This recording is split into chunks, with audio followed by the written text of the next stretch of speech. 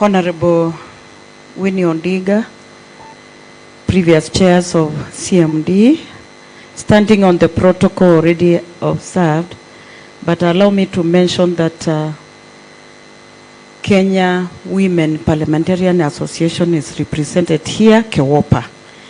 Thank you very much, because I can see that we are pushed against the time. I'll take the shortest time possible. And I'm here to speak about Honorable RAILA Odinga as the true champion of gender and inclusivity. Allow me to start with a quote that meant me to get very interested to know more about who is RAILA Odinga. I'm a teacher by profession, and as I was teaching at Mwingi Boys, one time, and I had a lot of interest in politics, and I was following everything happening in the country. And one day, Baba said, women's rights are human rights. I'm a widow, had gone through a lot. And that statement made me think, in this country, there could be somebody who recognizes human rights. Women's rights are human rights.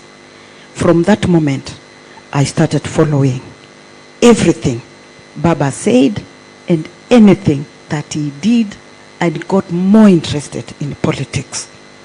When I decided to run for Mwingi parliamentary seat against Kalonzo Musyoka, my first call to everybody was, women have rights as well as men.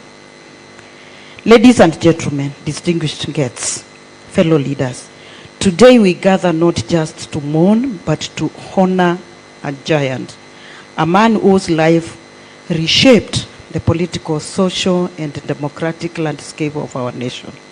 A leader whose belief in women's power was not theoretical.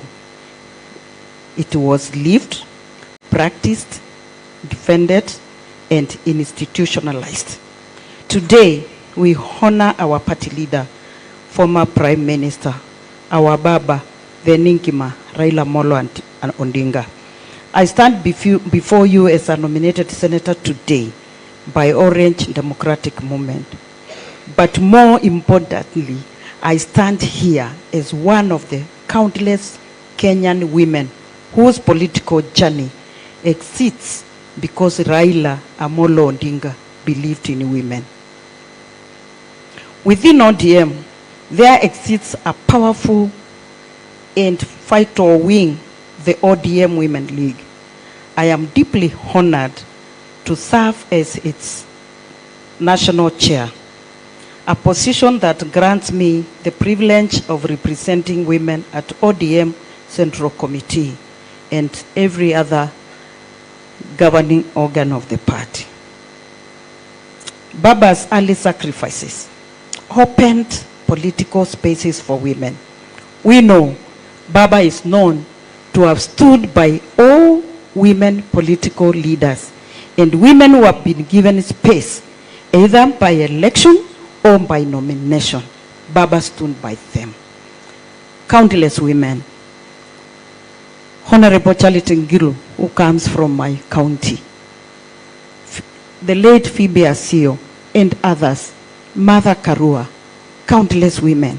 Baba have stood with them, defended them, and included them in every position where possible. Baba brought the new constitution that talks about the two that's gender rule. Very important.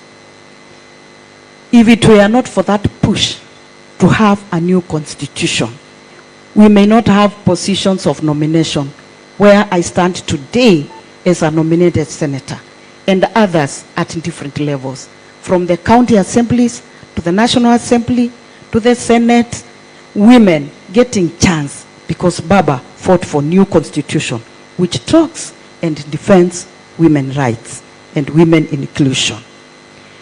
Baba walked the talk, opening doors for women leaders. I will not say much because of time, but Baba has been the very first one, I would say. You know, the very first presidential candidate to nominate a woman and accept to have a woman running mate. Honorable Mother Karua. If it were not for Baba to show the way, women would take longer to get to senior and leadership positions in this nation. Ladies and gentlemen, allow me to say Baba's philosophy on inclusion is justice.